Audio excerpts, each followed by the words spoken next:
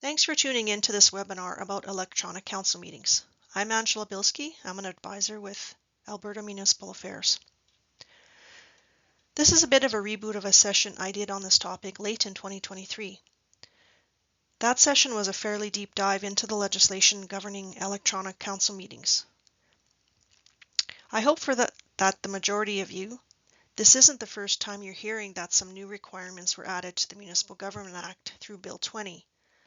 Also known as the Municipal Affairs Statutes Amendment Act, which came into force on October 31st of 2024.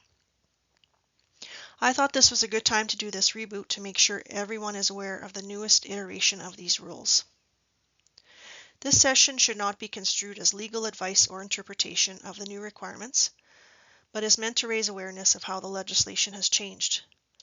It is also meant to provide you with some perspectives we've come across as advisors and considerations for best practices that could improve the openness, accountability, accessibility, and transparency of council meetings and public hearings held by electronic means. The main message I'm hoping you will take away from this webinar is that local governments must not only meet the new requirements, but should also strive to support the principles that typically apply in the context of in-person council meetings when conducting them by electronic means. Generally, electronic meetings should try to replicate in-person meetings as much as possible.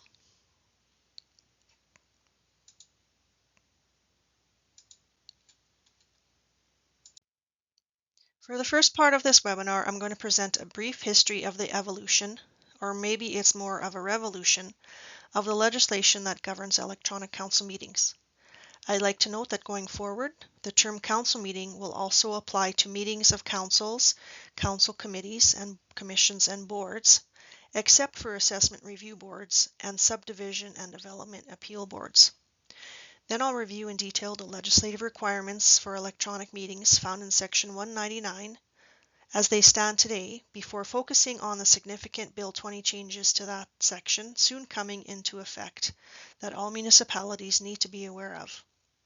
After that, I'd like to get you thinking about considerations for including provisions in your bylaws that help all attendees navigate electronic meetings and that increase the openness, accountability, accessibility, and transparency for meeting participants. This will include council and councillors, administrative staff, and of course the public and delegations who may have an interest in observing meetings as they happen, and under circumstances including public hearings, communicating their expectations and perspectives to their elected representatives. During the pandemic, many council meetings were held entirely electronically to meet the health guidelines meant to keep council staff and the public safe. Fast forward a few years, and now the expectations of councillors and the public to participate in council meetings in this way seem to have greatly increased. So we are seeing many municipalities use the flexibility provided by Section 199 to continue using electronic meetings by allowing councillors and the public a more convenient way to participate in these meetings. We also seem to be seeing the increased use of hybrid meetings. This type of meeting combines the benefits of in-person and virtual interactions so that each meeting can reach its highest potential. These are meetings that feature at least one group of in-person attendees connecting virtually with other meeting attendees. For those of you that have been around for more than a few years, you probably know that Section 199 has been enabling municipalities to use electronic meetings since at least 1994. However, it used to have only two subsections and did not make any mention of any type of bylaw that had to be put in place in order to use some type of electronic means to conduct meetings. It was quite broadly worded. Then the pandemic hit and the meeting procedures COVID-19 suppression regulation was passed in March of 2020. It included conditions that had to be met in order for electronic meetings to be considered valid. So generally speaking, it placed some parameters on these meetings to ensure the public's ability to observe and participate in these meetings was not limited to any way. Then in 2022, the conditions that were in the regulation, for the most part, were added right into Section 199, which effectively entrenched the requirements for valid electronic meetings if councils chose to use them. At that point, electronic meetings were still discretionary, but if municipalities wanted to use them, a bylaw setting out legislated conditions needed to be in place. It's not uncommon to come across municipalities that have been sticking with in-person only council meetings, so their bylaws make no mention of electronic meetings. Now, Bill 20 has added a requirement to have a bylaw in place to allow for public hearings conducted under Part 17, which is the planning and development part of the MGA, to be conducted by electronic means. This bylaw must be passed by April 30th, 2025. I will discuss these new requirements after I go through the current requirements in detail. The first thing we need to look at is how Section 199 defines the term electronic means in the first subsection. This definition says it is an electronic or telephonic communication method that enables all persons attending a meeting to hear and communicate with each other during the course of the meeting. What I'd like to highlight about this definition is that it differs from both the previous version of the MGA and the emergency regulation that the minister put in place for a 2-year period during the COVID pandemic. Both of those stated electronic means had to enable all persons attending the meeting to hear or watch each other, and now this definition refers to all persons being able to hear and communicate with each other during the course of the meeting. That's only a difference of a few small words, but I encourage you to check what language your bylaw uses and to think about whether the platform or platforms you are using meet this definition in terms of the ability to facilitate two-way communication. While many municipalities have been using video conferencing platforms for their meetings such as Zoom, GoToMeeting, and Microsoft Teams over the past few years, it should be noted that video is not a requirement for a council meeting held by electronic means. Again, the minimum requirement for a meeting held by electronic means, according to the subsection, is that everyone is able to hear and communicate with each other, meaning a council meeting could technically be held by way of an audio-only platform such as teleconference. Municipalities have the flexibility to choose the technology best suited to their local circumstances to enable electronic participation of their members in decision-making, as well as ensuring meetings can be accessed by the public. The legislation is framed in a way to contemplate differing capacities and local circumstances when allowing for electronic meetings, because not all municipalities have reliable internet or the financial capacity to purchase the most advanced video conferencing equipment, so they may have to rely solely on teleconferencing. Or some municipalities may want to consider the ability to use teleconferencing as a backup should there ever be issues with the internet connection, for example. Maybe this is less probable for larger urban municipalities, but for those of us that live out in the rural areas, it certainly can be an issue. Not being able to use a platform that allows people to see each other introduces a host of additional considerations when establishing procedures and best practices, which I'm going to discuss in a few minutes. This subsection also makes it clear that public hearings can be held by electronic means. Since public hearings obviously involve a great deal of public engagement and often controversial and impactful council decisions, it's important to ensure your processes consider the highest possible degree of public engagement and procedural fairness when electronic meetings include a public hearing. And as I already mentioned, offering electronic options for public hearings involving planning and development bylaws will soon become mandatory. Subsection 2 of Section 199 still says a council may provide for council meetings to be held by electronic means. The may, meaning this is discretionary, until there is a public hearing involving a Part 17 bylaw on a meeting agenda. We are aware of more than a few councils that have absolutely no interest in meeting any other way than in person.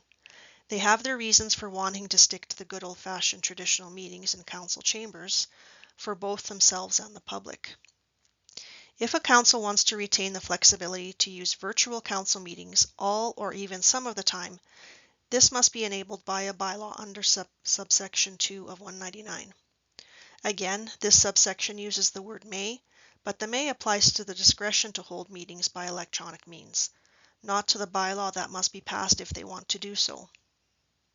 What must a bylaw under this subsection include? First, it must specify the type or types of electronic means to be used. You may want to consider listing a few of the different types of platforms that make sense for your circumstances, and perhaps consider including teleconferencing as an emergency backup for when the internet of a counselor participating remotely goes down, or if something were to happen that prevented council from meeting in person, such as a natural disaster that involved the evacuation of the whole community, or a major snowstorm that shut down all the highways. Hopefully that doesn't routinely happen, but your bylaw could enable your entire council to meet virtually and still make the critical decisions necessary to get the community through a crisis. The last thing you would want to do in such situations is to scramble to amend your bylaw should it not meet the requirements to make valid council decisions by electronic means. Secondly, the bylaw must require a method for confirming the identity of each councillor participating virtually. This requirement will obviously be more relevant to audio-only platforms.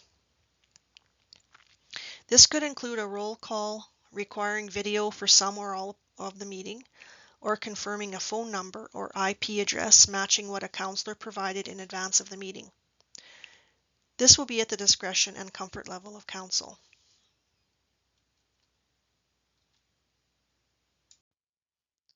Subsection 3 includes a few more important requirements. The bylaw must set out a method by which the public can access the meeting or hearing and make submissions. If a meeting is held electronically for all or some of council, how will the public access it? Can they still attend the council chambers in person and be able to at least hear and be heard by those councillors attending virtually? Or how can they access the meeting electronically if in-person attendance is impossible or restricted in some way? The bylaw needs to be specific about the method that is open to them. It also has to set out a method for making information in respect of the meeting publicly available before and during the meeting, if a provision of the MGA requires it to be made publicly available. For example, if a bylaw requiring advertising is going to be the subject of a public hearing at an electronic meeting, the bylaw must specify how the public can get a copy of it to review in advance. Will it be posted to the municipal website? Can copies be picked up at the office? Or will they be emailed or mailed out if requested? The bylaw must also indicate how the public will be notified of the meeting, the method by which they may access the meeting, and the method by which they may access required information, if any. It's important to ensure that the public is made aware of this information so they know that a meeting will be held by electronic means and that they can fully participate in it. And as a best practice, municipalities should use as many methods as possible to ensure the required notice reaches a majority of residents. It must also clearly set out how the public can make submissions before or even during the meeting. If they have input for a public hearing, can they still come in person to present it? And if not, can they submit it by email? Also, if there is a PowerPoint that will be presented at the meeting that is only being teleconferenced, how can the public get a copy of the slides in advance so they can follow along?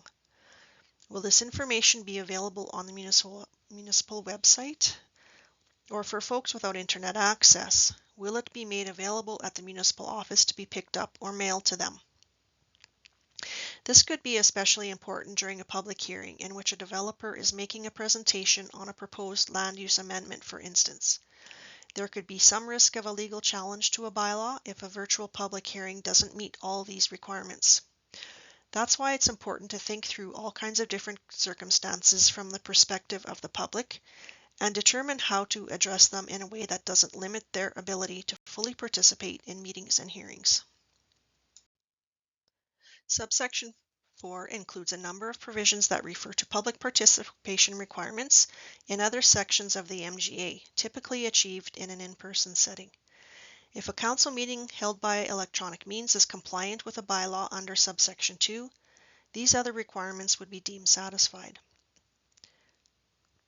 These are quite technical but are necessary to ensure virtual public participation processes are considered equivalent to those that are conducted in person, in the event that in-person participation is not available.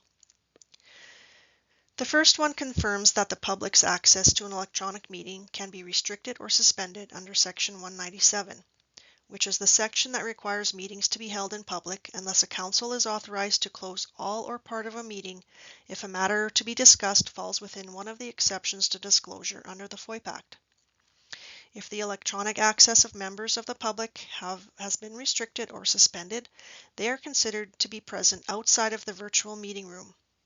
When the closed session ends, they must be notified and given a reasonable amount of time to return to the meeting, just like they would be in the context of a physical meeting room. Under subsection 4B, an electronic meeting is deemed to be held in the public for the purposes of section 198, which is the section that requires the public to have a right to be present at a council meeting unless the chair expels any person for improper conduct. Section 198 seems to assume an in-person context, so this subsection modifies it to also consider a virtual setting. The next two subsections refer to public hearing requirements found in section 216.4.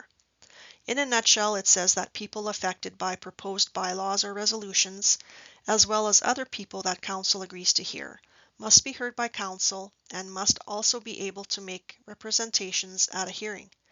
Basically, these subsections enable those requirements to be met in a public hearing conducted by electronic means. Subsection 4E refers to the advertising requirements in section 606.6 of the MGA that require notice of the address and place where it will be held, which are now construed to mean a website address, telephone number, or other information identifying where the meeting or the relevant documents for the meeting can be accessed electronically. And finally, at the end of 199 are a couple of subsections that act as a placeholder to facilitate the minister's prerogative to add more rules or details to address electronic meeting participation by way of making regulations, instead of having to amend the Act. At this point, no regulations under this section have been established. Now let's get into the nitty-gritty about the new requirements recently added to Section 199 through Bill 20. But before I do, it's important to keep in mind that according to Section 216.4, all public hearings must be conducted during a regular or special council meeting. If that's not your municipality's current practice, please take a look at that. The new subsection 2.1 states that every council must by bylaw provide for public hearings under Part 17 to be conducted by electronic means. Since the word must is used, conducting public hearings for planning and development bylaws electronically is no longer discretionary. Planning bylaws that require advertising and a public hearing before second reading are listed in Section 692 and include bylaws adopting or amending an intermunicipal development plan, a municipal development plan, an area structure plan, an area redevelopment plan, or a land use bylaw. Subsection 3.1 requires this bylaw be passed by April 30th, 2025, as this is 6 months after the date Bill 20 came into force. For those of you in municipalities that already have a bylaw in place that meets the requirements of Section 199, there likely isn't any additional action to be taken at this time. However, if your bylaw hasn't been reviewed by your legal counsel, this would be a great time to have your lawyer look at it to make sure it doesn't need to be redone or amended before this date. And for municipalities with bylaws that don't contemplate electronic meetings at all, the procedure bylaw must now be amended to add those requirements, or a compliant standalone bylaw must now be passed. It's very easy to find examples of these types of bylaws online, but that doesn't necessarily mean they meet the new requirements. So we strongly recommend having your legal counsel review any draft bylaws before they are passed.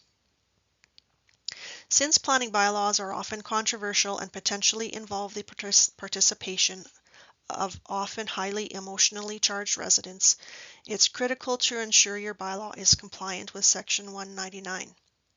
No one likes incurring legal fees for bylaw reviews, but the costs of having a bylaw be challenged and perhaps overturned by the courts due to non-compliance with the new requirements would likely be significantly higher.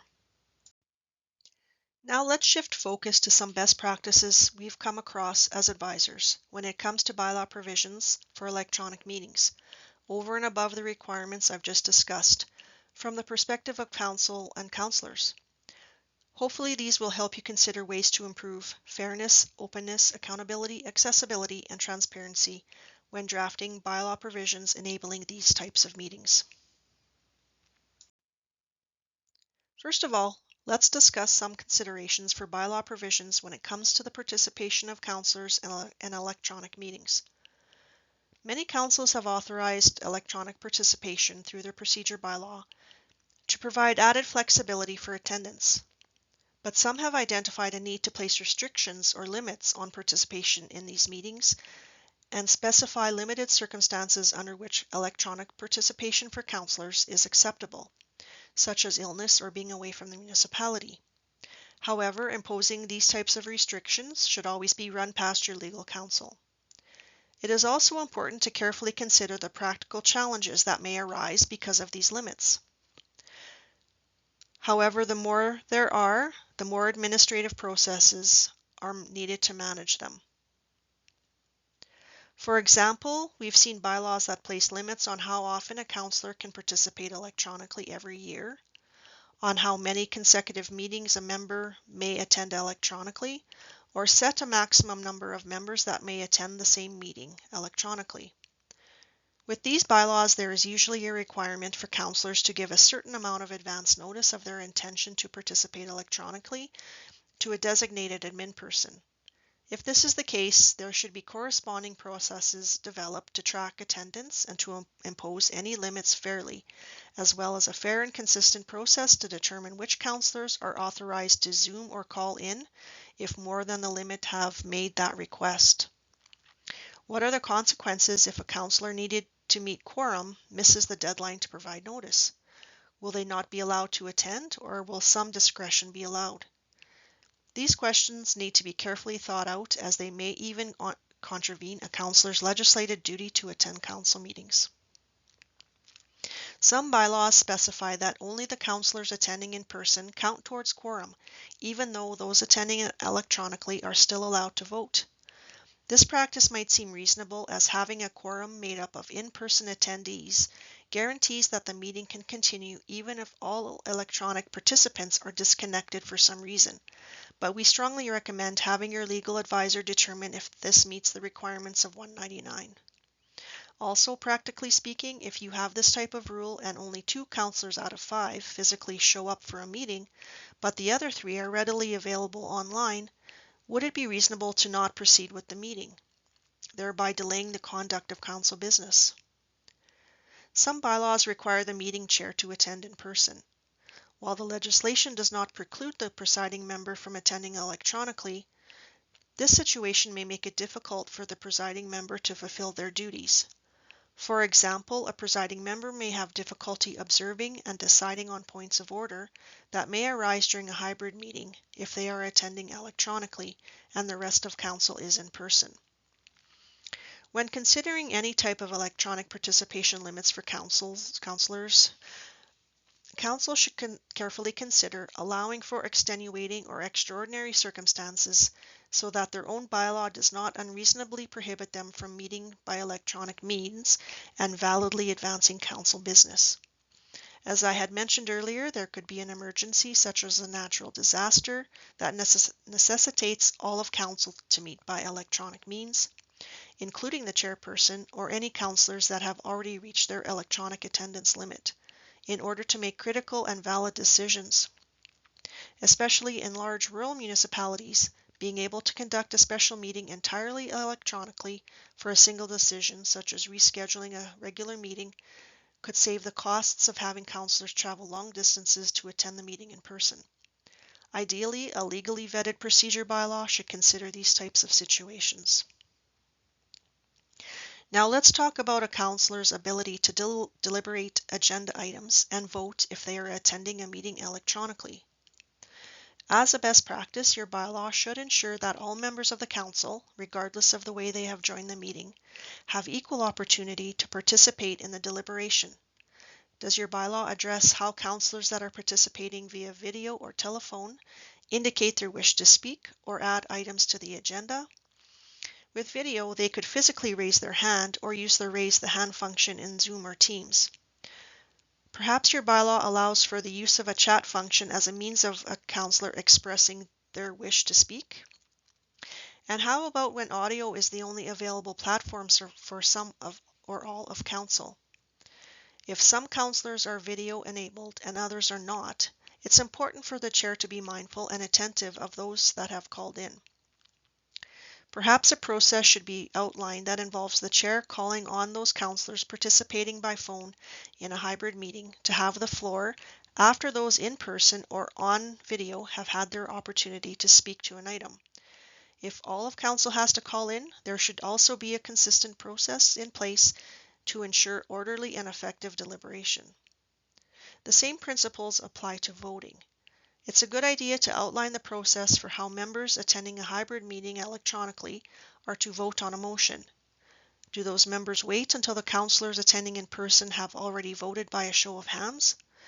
Does the bylaw require a verbal indication of their vote if all participants cannot be projected on the same screen, or if a particular participant is calling in? Even if your council meetings are still open to in-person attendance for the public, but you also have an electronic means for people to observe the meeting via an audio platform, either as the meeting is happening or later through a recording, the principle of accountability can be greatly increased by requiring all councils to speak only when introduced by the chair and to also state their votes verbally. This not only increases clarity for their council colleagues and the staff taking the minutes, but it's an important principle for residents to, at the very least, hear how their elected representative votes on all matters. Has there been a process developed for a councillor declaring a pecuniary or conflict of interest to leave the video or teleconference and not enable in any way regarding the matter in question? Do they get put in a virtual waiting room or put on hold during the call? Or do they have to disconnect totally and then be notified when they can reconnect? It's good to think through what this process would look like for the technology you are using. It might also be beneficial for your bylaw to require any declarations of pecuniary or conflict of interest to be submitted in advance of the meeting to the CAO or recording secretary by email so they can prepare accordingly.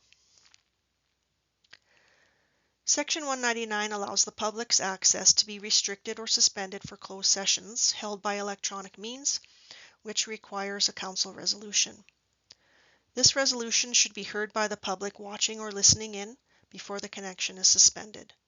The open portion coming out of the closed session should also be available to those watching or listening in.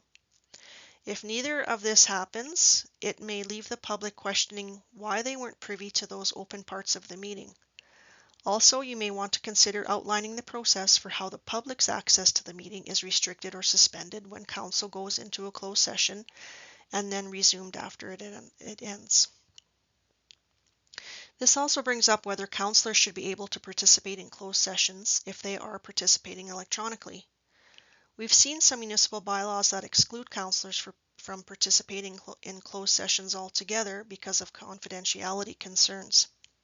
However, we think it's important to consider a councillor's legislated duty under Section 153 to participate in all council meetings when establishing bylaw provisions. The bylaw could include stipulations such as requiring all participants to wear headphones or prohibiting the use of virtual backgrounds and speakerphones during these closed sessions.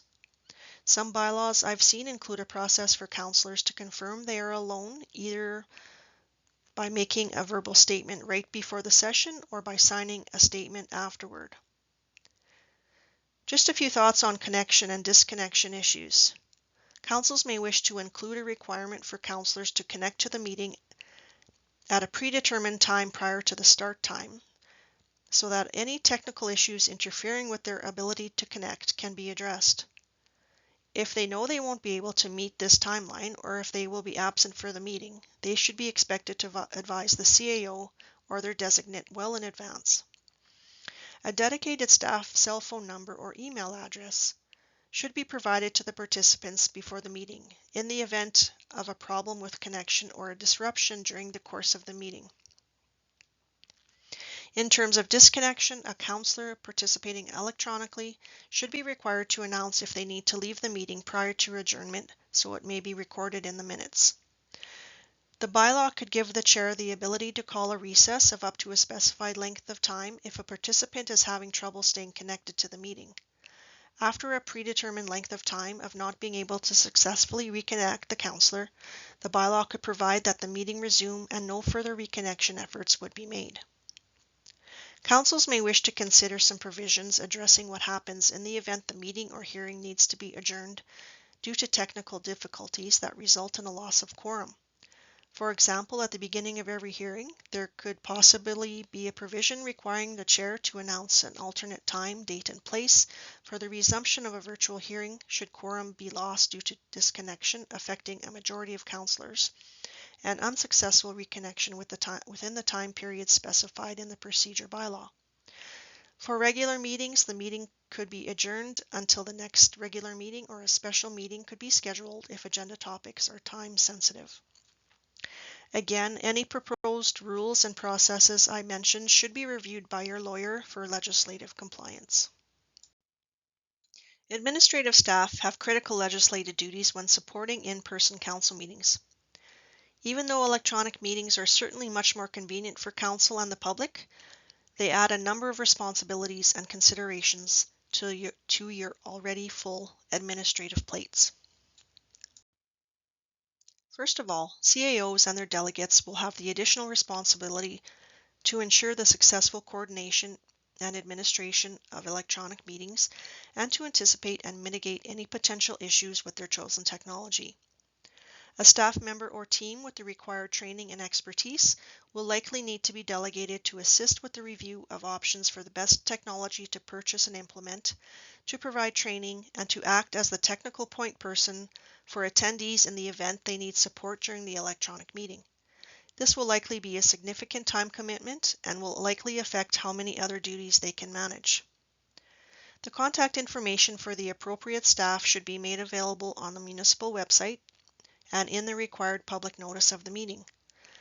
They should be available well in advance of the meeting to test technology and assist attendees with any connection issues that arise. As there is often a wide range of technological comfort levels among councillors, this dedicated staff member may need to test certain meeting functions in advance, set up practice sessions, especially with new councillors, and develop resources with detailed instructions for councillors and the public that will enable them to have the best possible experience when using their technology.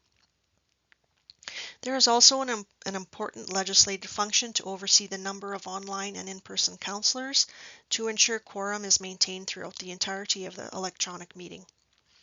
Earlier, I mentioned the requirement to confirm the identity of the councillors attending electronically, which should probably take place not only at the beginning of the meeting, but also after recesses and lunch breaks.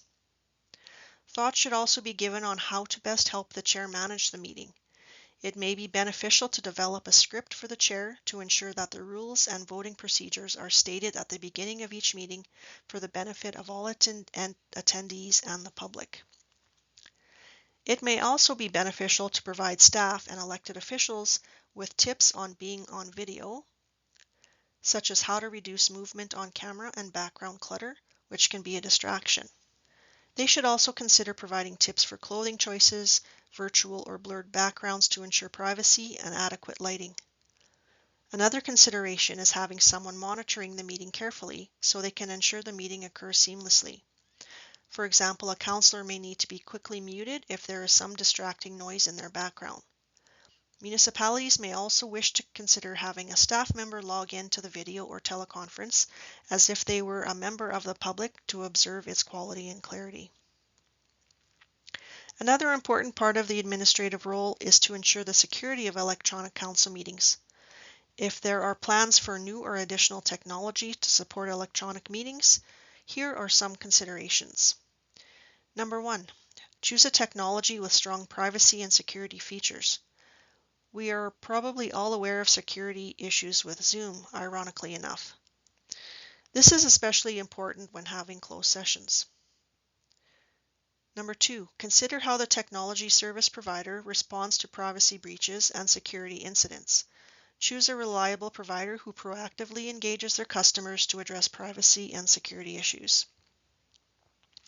Number 3, consider the technology service provider's encryption standards. They should be encrypting data while it is in transit and at rest.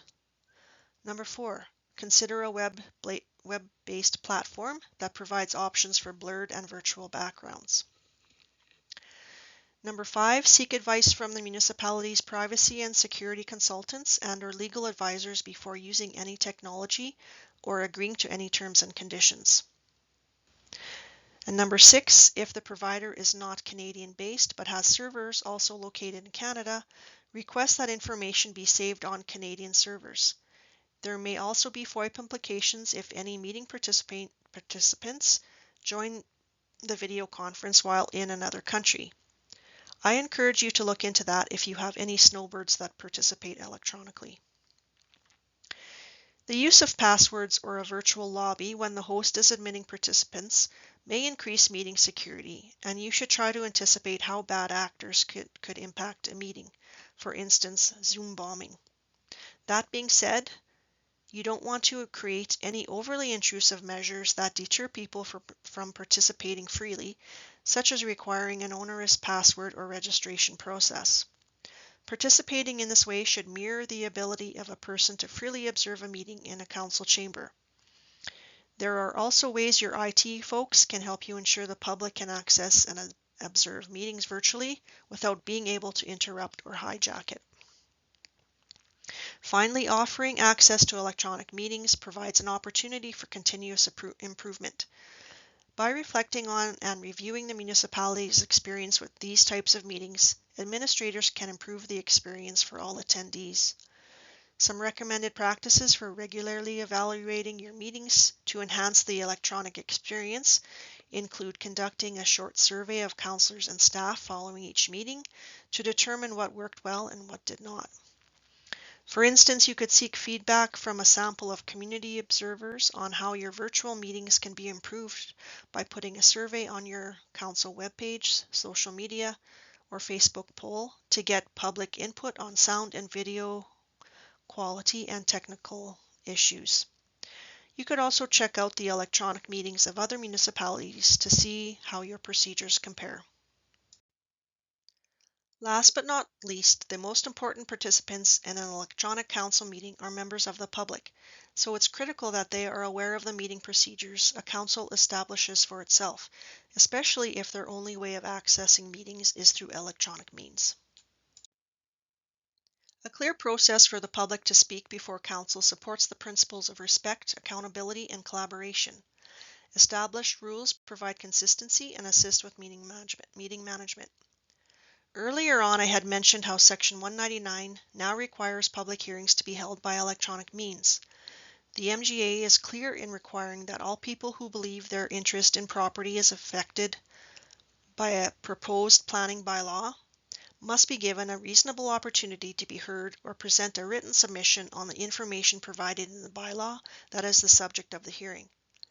There are other circumstances where the public has a right to be heard by a council as a result of a decision the municipality may have made, such as a person requesting council review of an order to remedy a contravention of an unsightly property bylaw, or appeal to council regarding a bylaw enforcement officer's misuse of power. Some councils may also allow for an informal public input session or question period at every meeting.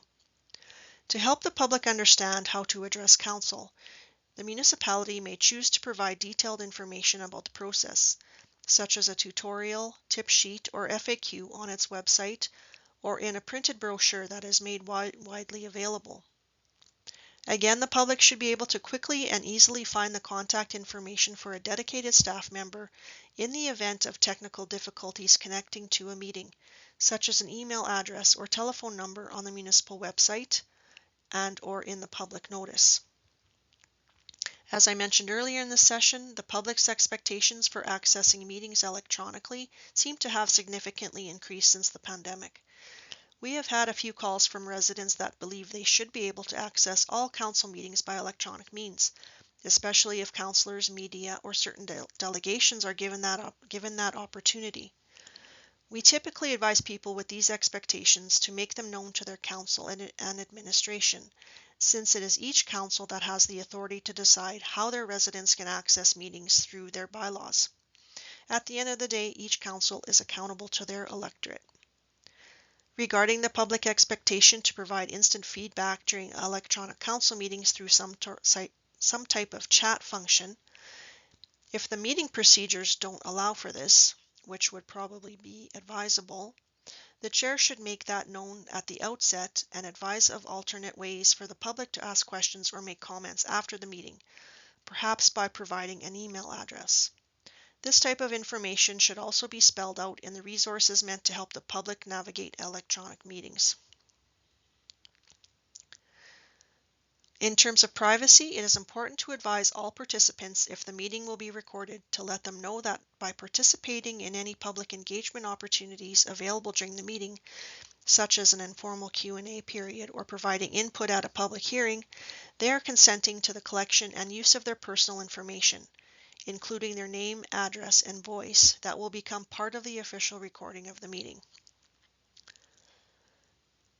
In terms of accessibility, are your electronic meetings accessible to persons with visual or hearing impairments, for example, closed captioning or text-to-type technology? Are the meeting materials generally accessible for people with those impairments? In other words, are documents such as agendas, minutes, and bylaws screen reader friendly? This is likely a much more significant consideration with the new mandatory electronic Part 17 public hearing provisions. It's also important to keep in mind that not all residents will have access to the most up-to-date technology or even internet and may require telephone access to participate in electronic meetings. Your bylaw should include processes that reflect this. Finally, I can't stress enough how critical it is to have your procedure bylaw reviewed by your legal counsel to ensure it meets the new requirements of Section 199. Yes, there is a cost involved, but it would be well worth it to reduce the risk of someone initiating a legal challenge to the validity of council decisions made at electronic meetings. Thanks again for tuning into this webinar. Please do not hesitate to reach out if you have any questions.